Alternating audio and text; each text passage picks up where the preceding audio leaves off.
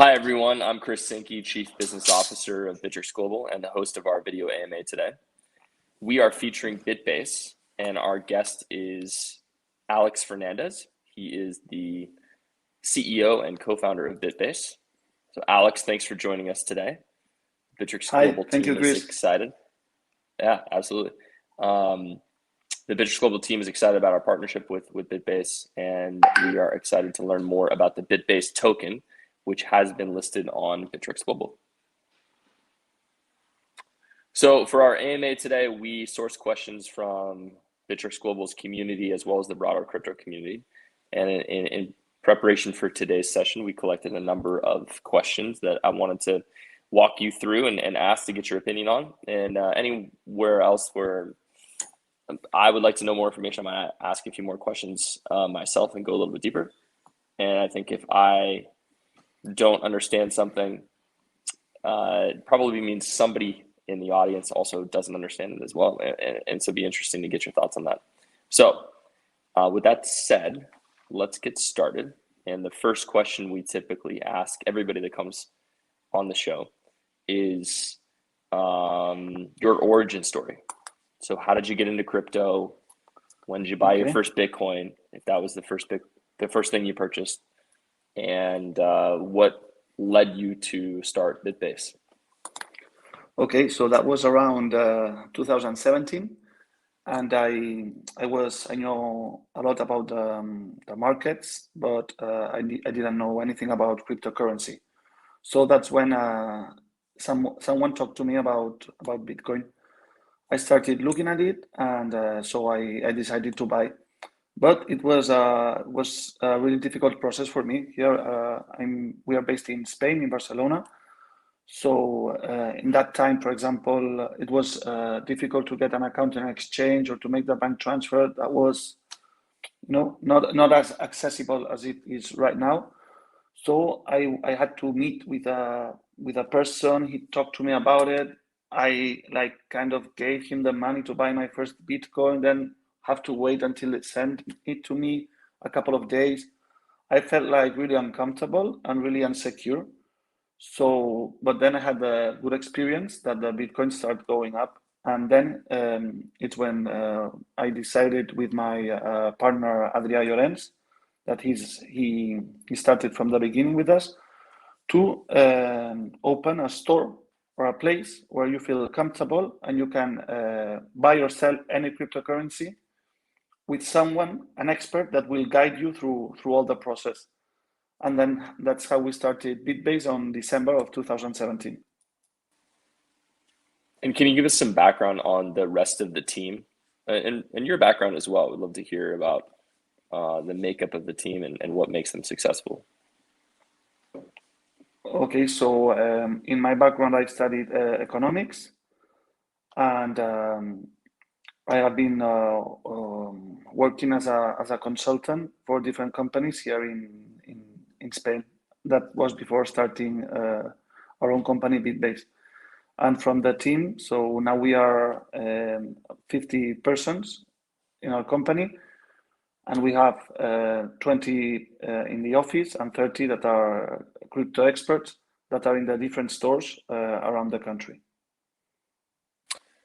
And I see from your shirt there that says Bitcoin on it that you guys might have something to do with Bitcoin. If you were to explain BitBase to someone who has no experience in cryptocurrency, how would you do that in a few sentences?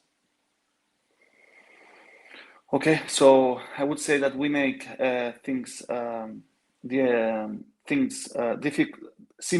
difficult things, we make them simple. So we encourage and help through all the process that anyone can, with all the doubts that anyone can find when he started investing in cryptocurrencies. I like it. Simple, to the point, succinct. A lot of times I ask that question and it takes somebody 5 minutes to answer. So nicely done. Well, let's talk a little bit more about the details behind BitBase, what it is, what differentiates it from the rest of the market. Can you talk a little bit about the unique aspects of BitBase and how you're approaching the market that might be different from your competitors? Okay, so we are focused now from now on to the non-user. So we think in Spain around maybe only 5% of people are into cryptocurrencies nowadays. So we still have 90% of the market to explore. When someone's the first time, and I think that everyone can remember their first experience with crypto, you have lots of insecurities. You're not sure about what you're buying, how to buy it, how to handle it, and everything is online. So that's why we call ourselves like a physical exchange. So we still think that, like for example, banks or with the telephones, etc., all these companies, they could be only digital, but they still have these physical places where someone can assist you and help you. So we tried to do it the wrong way around. We made from a digital business and put it into ground on physically. That's a little bit what makes us different from all our competitors. So you still can buy with us in bank transfer. You can buy any cryptocurrency in credit card, and also by cash. But that's not easy. But you will have full assistance from a person that will guide you or help you in any aspects you'll need. And one of the questions that came from our community, I'll read it verbatim here, is: your project already makes Bitcoin and cryptocurrency more accessible for the ordinary person through the use of ATMs, automated teller machines, for those that are not familiar with that acronym. What are some other ways in which you see cryptocurrency becoming more accessible and valuable for the ordinary consumer? Cinema. I really think that, yeah, I really think so. All the docu-series that now they're starting to do and all this, that is for the massive adoption. People need to have information and need to stop the thinking of, oh no, this I cannot touch it, so I don't understand it, so I don't believe in it, or this is a bubble. Come on. So if you have more information, it's easy that you understand that that's not a bubble, that cryptocurrencies are here to stay. But there are lots of people that have no information. So I really think to get this massive adoption, one of the most important to do for us, we're doing on our way a great job, because we are putting into streets that people can see something. It's kind of something physical. So this is happening. It's like real, makes it real, but it would be with the film industry that I think that can help a lot to the full adoption. And let's talk about the BTBS token. So that's the token that's listed on Bittrex Global. A little plug for Bittrex Global. You can go to sign up and access the market and trade the token today.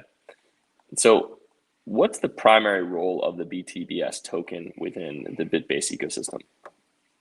Okay, so we created a token that goes on the same path as a company. So now for one of its utilities is everyone that now we are opening franchise, or we have right now, I haven't told, more than 60 ATMs. So now every time that someone wants to open an ATM with us, he has to buy and hold BTBS. Every time we open a franchise, they have to buy and hold BTBS. Now we are planning to expand outside Spain and making the master franchise, so they have to buy a big amount of BTBS and hold them. And they have to hold them until they have this ATM, this franchise, etc. We also, so as more the company grows, more valuable will be the BitBase token. And it also, for our customers, it will be for all the application that now we are doing, it will have a role of discount. So in the end, all our customers that have BTBS will have a big discount in all our fees. That's basically. And now when it comes to the markets you're looking at expanding into, how have you thought about expansion? What markets are particularly interesting to you to expand into? Okay, so Chris, I think that one of the most interesting markets would be LATAM. and also Africa. But Africa in a few years, I think it's one of the continents with more cryptocurrency. In the end, cryptocurrency comes to help the people and also a lot of the countries that has no value in their own coin, and it's a way of protecting against inflation, etc. So I would really like, and I would think would work really good in one of these countries. Problem is that's not easy. So first we're gonna get experience in Europe. So we're gonna try this year, for example, for sure. We're gonna open in Portugal. We make it because it's kind of easier for us, and we'll start making Europe. Yeah, that's really interesting. I would love to see adoption of cryptocurrency, not just from a bottoms up perspective, but from a top down infrastructure perspective, get a lot better in LATAM and Africa. Those are two major markets with a lot of consumer bottoms up demand, and it sure seems like there should be a lot more support in on those two continents than there is today. So I think that's a really keen observation, and good luck on your expansion. If you were to choose a country next to go into, which country would that be? What's most exciting? I would like Colombia. Colombia. Yeah. All right. I would like Colombia, but it's not gonna be. It's not gonna be. I've never been to Colombia. It's not gonna be. And think about that. Also, there is this AML thing still. I think I always say that AML is racist. Okay, so certain countries, certain people. That I think it's also not shouldn't be like that way. So maybe we you know that also because of BitTrex, that some customers of any country, so they cannot buy or have an account only because they are born in that particular country. That's something of the 20th century. It has no sense nowadays to put in a country all the people in the same pack. Yeah, I totally agree with you. I mean, the number of countries that we're not allowed to service from a KYC onboarding perspective is really shocking to me. I don't know what the total number is, but certainly more than 20 countries where we're not allowed to accept a customer at all from that country, and it goes beyond the five majors. You know, the Syrias, the Irans, Cuba, Venezuela. I think Venezuela has issues. Right? So we have several employees that one of the best are from Venezuela. So they are working. They can work for us, but like they cannot have account independent on what places. So that has no sense. Yeah, that has no sense at all. And then you can have maybe. So it's not I don't know why it's not a way to separate things. You cannot separate them by countries. That's really it's racist, and it's not even useful. Yeah, I've never thought about it from a racist perspective, but certainly seems prejudicial, regardless of how you feel about it. It's just like why punish someone just because they were born in a particular country? It certainly makes no sense. And the Office of Foreign Asset Control, OFAC, really has an amazing amount of power. Country sanctions and government politics, they all play a part in whether or not someone can buy a Bitcoin. Seems a little bit crazy and anti-ethical to the ethos of cryptocurrency. But anyway, so that's really interesting. Thank you for going a little bit deeper on new market entry. And I think it's a good segue into the next question, which is what areas or trends in the cryptocurrency space is your team keeping an eye on in relation to BitBase? What's exciting to you about the future of cryptocurrency adoption from your perspective? Play to earn. Play to earn. Yeah. Now we are opening a new line that's Bit Gaming. So in the end we try, like now it's easy to buy a Bitcoin everywhere. So it has no sense to leave the business like this way. What we're trying to do now, for example, there are some DeFi products or DeFi services that are not easy for a regular customer to get into. So we offer these services to all our customers. One of the things that now we are investing, it's in make a main pool it's gonna be named Bit Gaming, and we're gonna invest in different games. So and you have different level of how do I say that? So it would be from more moderate to more risky, different risk levels.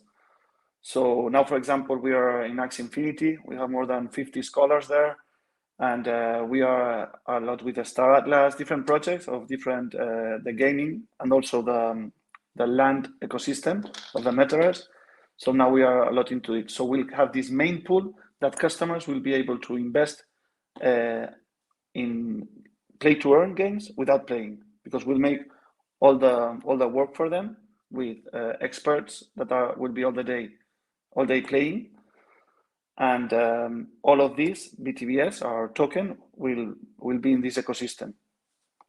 One of our players is the 200 in the world on Axie Infinity, that he's like really proud of it. Wow. Yeah. And we are looking a lot into that, because I think that's a game changer in general. So before, when you were playing a video game, you were, that's what cryptocurrency is doing right now. That it's making you were playing a game, and so you were just not doing nothing. Your parents were, he's losing time, and now it's that person. So now he's intelligent and he can earn more money than maybe with a regular job. So it's a game changer that I think from all the people that now are 30 below will be a lot into it. Yeah, so much for the stereotype that gamers are lazy and can't get a job, huh? So they'll probably end up making more money than we will here pretty soon. Yeah. With the way things are going in the metaverse. And it's crazy to think that. Did you ever see the movie Ready Player One by Steven Spielberg? Came out a couple years ago. It's a really good movie, but it's really about the metaverse and what the future looks like, and how someone's life will potentially involve or revolve around their personality, their avatar in the metaverse. And it certainly seems like amazing movie. Yeah. I've seen it. Yeah, amazing movie, right? It's maybe that's 50 years out, who knows, but maybe it never happens. But it certainly feels like part of our lives in the near term, within 5 to 10 years, are going to be spent I'm sure it's more gonna and more happen. online. We're going through it. I'm sure. It feels like it, doesn't it? It feels like it's headed that way. Yeah. I mean, with Facebook's announcement and Oculus integration into social media, it certainly seems like the metaverse and Web3 are mega trends that are here to stay. So the next question I want to talk about is just kind of something that we want to make sure our users are aware of with every team that we list and integrate, but it's important. It's sort of a baseline of importance, and that's security. So can you talk a little bit about what BitBase has done to ensure the security of its customers? And I noticed that your website has a dedicated section to security. Okay, so until now, all our customers, we've always educated them to use cold wallets and with all its variants. So that's for us, it's still the best way to keep your crypto safe. By the way, now we are launching our own wallet. BTTS will play a main role there.